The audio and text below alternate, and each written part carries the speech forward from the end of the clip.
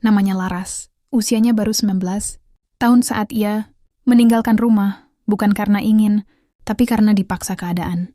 Ayahnya terjerat hutang judi yang tak sanggup dibayar.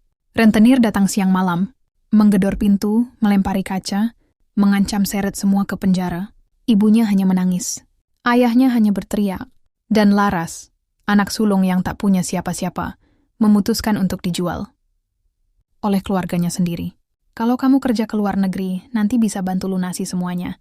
Ini demi keluarga, nak, ucap ibunya, sambil memaksa senyum yang tak sampai ke mata. Tapi Laras tahu, senyum itu hanyalah cara membunuh harapan dalam diam. Ia pergi dengan paspor baru dan hati yang hancur. Ia bahkan belum pernah naik pesawat sebelumnya. Ia tak tahu harus kemana, apa yang akan ia kerjakan. Hanya tahu satu hal, ia sudah bukan manusia bebas lagi. Negeri tempat ia mendarat begitu asing. Ia bekerja di rumah besar, dengan majikan yang hanya tahu marah dan mencaci. Setiap pagi dimulai sebelum matahari, dan setiap malam berakhir setelah tubuh nyaris roboh. Laras sempat mencoba menulis surat untuk ibunya. Surat pertama ia tulis dengan tangan gemetar. Laras baik-baik saja di sini. Kerjanya capek, tapi Laras kuat. Tolong jaga adik-adik ya. Dan tolong, jangan biarkan ayah berjudi lagi. Ia selipkan uang dalam amplop, lebih dari setengah gajinya. Tapi tak pernah ada balasan. Tak satu pun suratnya dijawab. Bulan kedua ia kirim lagi. Surat ketiga keempat. Tapi yang kembali hanyalah kabar lewat orang lain. Rumah kalian udah dijual.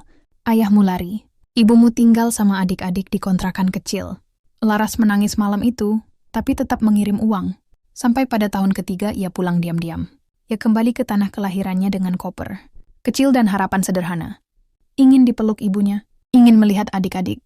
Ingin tahu apakah pengorbanannya berarti. Tapi yang menyambutnya bukan peluk hangat. Rumah kontrakan itu sepi. Seorang tetangga berkata pelan. Ibunya Laras meninggal setahun lalu. Sakit keras katanya. Dan ayahnya? Ayahmu entah kemana. Kabarnya bawa kabur semua uang kirimanmu. Termasuk buat biaya rumah sakit ibumu. Laras jatuh berlutut di tanah basah. Tangannya menggenggam surat-surat yang dulu ia tulis sendiri. Tak satu pun pernah dibaca. Semua masih tersimpan rapi di bawah bantal ibunya yang sudah membusuk. Mohon dukungannya untuk like dan subscribe.